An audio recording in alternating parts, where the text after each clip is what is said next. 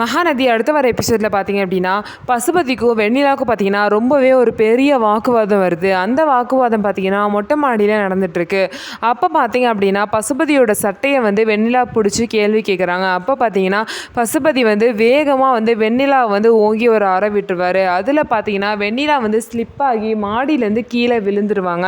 எல்லாரும் கீழே போய் பார்க்குறப்ப பார்த்தீங்க அப்படின்னா வெண்ணிலாவுக்கு உயிர் போயிடுச்சு. வெண்ணிலா பார்த்தீங்கன்னா அங்கேயே ஸ்பாட் அவுட் ஆகிட்டாங்க. இதை நினச்சி எல்லாமே ரொம்பவே வந்து பயந்துட்டு இருக்காங்க.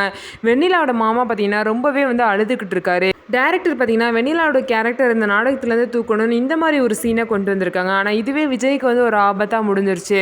விஜய் வந்து கல்யாணத்துக்கு ஒத்துக்காதனால தான் வெண்ணிலா வந்து இந்த மாதிரி ஒரு முடிவை எடுத்திருக்காங்க. வெண்ணிலா வந்து என்னதான் சூசைட் பண்ணிக்கிட்டு இருந்தாலும் இதுக்கு விஜய் தான் காரணம் அப்படின்னு சொல்லிட்டு விஜய் வந்து பார்த்தீங்கன்னா அரெஸ்ட் பண்ணுறாங்க.